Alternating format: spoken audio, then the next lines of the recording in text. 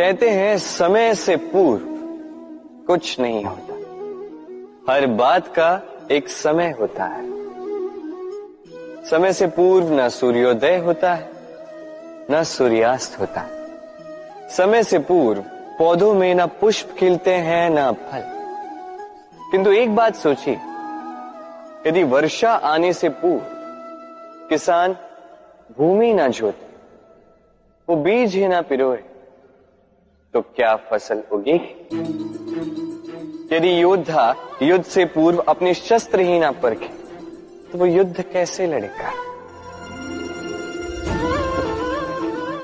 इसका अर्थ ये है, समय आपका जब आना है तब अवश्य आएगा, किंतु तब तक ये महत्वपूर्ण है कि आप स्वयं को उसके लिए सज्ज रखें, क्योंकि ये अवसर, ये शब्द बोलने में जितना छोटा है, ये आता भी उतने छोटे समय के लिए है और फिर निकल जाता है।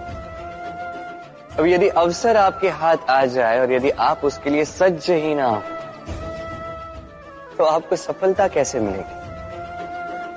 तो आप उचित समय की प्रतीक्षा कीजिए, उस अवसर की प्रतीक्षा कीजिए, किंतु तब तक निरंतर प्रयासों से स्वयं को और सक्षम बनाते रहिए, क्योंकि सफलता आपकी प्रतीक्षा कर रही है।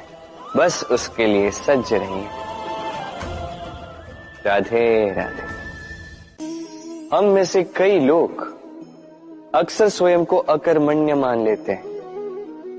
सोचते हैं अब तक इतने प्रयास किए, कुछ नहीं मिला, कदाचित आगे भी कुछ नहीं मिलेगा, और इसीलिए अपने जीवन का सारा बोझ किसी और के कंधे पर डाल देते हैं। स्वयं पर विश्वास ही खो देते हैं। क्यों नहीं समझ पाते ये बात कि जब तक पांव में कांटा नहीं चुभेगा, व्यक्ति को ज्ञात कैसे होगा कि आगे नीचे देखकर चलना होगा। सूर्य को स्वयं जलना पड़ता है ताकि दूसरों को प्रकाश दे सके। रात्रि के अंधकार से लड़ने के लिए चंद्रमा को आकाश में अकेले चलना पड़ता है। नदी अपनी यात्रा कैसे बनाती है, अपना मार्ग कैसे बनाती है? इन चट्टानों से लड़कर बनाती है। यदि आप स्वयं आपकी सहायता करने में सक्षम नहीं रहे, तो निश्चित रूप से आपका यह जीवन व्यर्थ ही है। स्मरण रखिएगा, इस संसार में अपने जीवन का भार अपने ही कंधों पर उठाना पड़ता है। दूसरों के कंधों पर केवल शव यात्रा चलती है। और इस संसार में जीवित वही है जो आत्मनिर्भर है।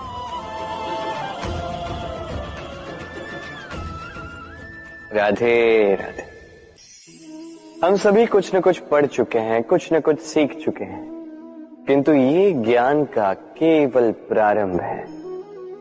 हमारी चेतना कहां से जागी, ये जानते हुए भी हम समझ नहीं पाते। तो चलिए आज पुनः एक बार सीखते हैं ज्ञान का ककहरा। व्यंजनों का प्रारंभ होता है क से। क से कबूतर, ये पढ़ते पढ़ते हम शब्द रचना सीखते हैं, उसके पश्चात सब कुछ। किंतु क्या कभी आपने सोचा है कि ये क से ही क्यों प्रारंभ होता है? कोई और व्यंजन क्यों नहीं? क्योंकि ये क दर्शाता है करुणा। करुणा जो सबसे महत्वपूर्ण भाव है। इसी करुणा के कारण अब किसी भी व्यक्ति या किसी भी जीव के मन की भावनाएं, उसकी समस्याएं, उसकी पीड़ा समझ पाते हैं। करुणा ही है जो प्रेम को जन्म देती है। करुणा ही है जो विवेक को जागृत करती है। तो क से करुणा यदि आप सीख गए, तो ज्ञा से ज्ञानी बनने में अधिक समय नहीं लगेगा। राधे राधे।